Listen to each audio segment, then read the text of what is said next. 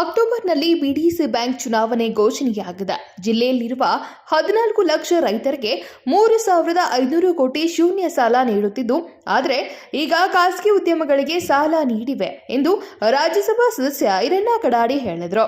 ಬುಧವಾರ ಬೆಳಗಾವಿಯಲ್ಲಿ ಸುದ್ದಿಗಾರರೊಂದಿಗೆ ಮಾತನಾಡಿದ ಅವರು, ಪಿಕೆಪಿಎಸ್ ಚುನಾವಣೆಯಲ್ಲಿ ರೈತರ ಪರವಾಗಿ ಇರುವವರನ್ನ ಆಯ್ಕೆ ಮಾಡಬೇಕು. ಎಲ್ಲರೂ ಚುನಾವಣೆ ಸ್ಪರ್ಧೆ ಮಾಡಲು ಅರ್ಹರಿದ್ದಾರೆ. ಸಚಿವ, ಶಾಸಕರು, ಮಕ್ಕಳು, ಹಾಲಿ ಸಂಸದರು, ಶಾಸಕರು ಚುನಾವಣೆಗೆ ಸ್ಪರ್ಧೆ ನಡೆಸಲು ಸಿದ್ಧರಿದ್ದಾರೆ ಎಂದರು. ಎಲ್ಲರೂ ಚುನಾವಣೆಗೆ ಸ್ಪರ್ಧೆ ಮಾಡಕ್ಕೆ ಅರ್ಹರ. ಅದು ಶಾಸಕರಿರ್ಬೋದು, ಶಾಸಕರ ಮಕ್ಕಳಿರ್ಬೋದು, ಮಂತ್ರಿಗಳಿರ್ಬೋದು, ಮಂತ್ರಿಗಳ ಮಕ್ಕಳಿರ್ಬೋದು, ಸಂಸದರಿರ್ಬೋದು, ಸಂಸದರ ಮಕ್ಕಳಿರ್ಬೋದು. ಆದರೆ ಜನ ಆಯ್ಕೆ ಮಾಡುವಂಥ ಸಂದರ್ಭದಲ್ಲಿ ಯಾರು ರೈತ ಪರವಾದಂಥ ಕಳಕಳಿ ಇದ್ದಾರೆ ಮತ್ತು ಬ್ಯಾಂಕಿನ ಹಿತದೃಷ್ಟಿಯಿಂದ ಕೆಲಸ ಮಾಡ್ತಾರೆ ಅನ್ನುವಂಥದ್ದನ್ನು ಗಮನದಲ್ಲಿಟ್ಟುಕೊಂಡು ನಾವು ಮತಗಳನ್ನು ಚಲಾವಣೆ ಮಾಡಿದರೆ ಭಾಳ ಬ್ಯಾಂಕಿನ ಹಿತದೃಷ್ಟಿಯಿಂದ ಒಳ್ಳೆಯದಾಗ್ತದೆ. ಅದನ್ನು ಮುಂದಿನ ದಿನಗಳಲ್ಲಿ ಜನ ಅರ್ಥ ಮಾಡ್ಕೋಬೇಕಂತೇಳಿ ನಾನು ವಿನಂತಿಯನ್ನು ಮಾಡ್ತೀನಿ.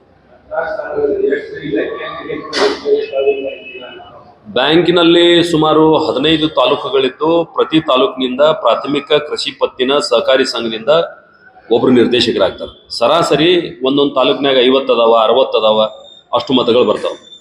ಮತ್ತು ಉಳಿದಂತೆ ಇಡೀ ಜಿಲ್ಲೆ ಸೇರಿ ಒಬ್ಬರನ್ನ ಅಲ್ಲಿ ಅರ್ಬನ್ ಸೊಸೈಟಿ ಇರ್ಬೋದು, ಯಾವ ನಮ್ಮ ಡೇರಿ ಸೊಸೈಟಿಗಳಿರ್ಬೋದು, ವೇವರ್ ಸೊಸೈಟಿ ಇರ್ಬೋದು, ಕನ್ಸ್ಯೂಮರ್ ಸೊಸೈಟಿ ಇರ್ಬೋದು, ಈ ರೀತಿ 6 ಅನ್ಯಾನ್ಯ ಕ್ಷೇತ್ರಗಳಿದ್ದು ಅವೆಲ್ಲ ರದ್ದಾಗಿ ಇವತ್ತು ಒಂದೇ ಕ್ಷೇತ್ರ ಆಗ್ಯದ.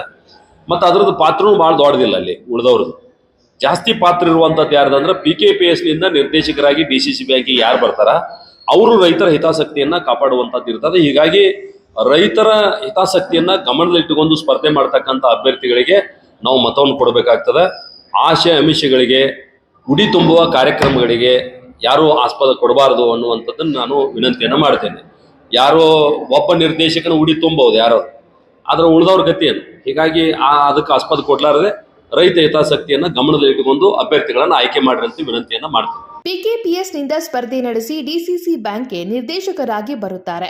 ಓಟ್ ಹಾಕುವವರ ಉಡಿ ತುಂಬುವ ಬದಲು ರೈತರ ಹಿತಾಸಕ್ತಿ ಕಾಯುವ ವ್ಯಕ್ತಿಗೆ ಮತ ಹಾಕಿ ಎಂದರು. ಹಣಬಲ, ತೋಳ್ಬಲ ಇರುವ ವ್ಯಕ್ತಿಗಳು ಸಾಕಷ್ಟು ಇದ್ದಾರೆ. ಮತ ಚಲಾವಣೆ ಮಾಡುವಾಗ ಎಚ್ಚರಿಕೆಯಿಂದ ಮಾಡಿ ಎಂದು ಕರೆ ನೀಡಿದರು. Vinod Kolkar, KMM Kannada news, Belagavi.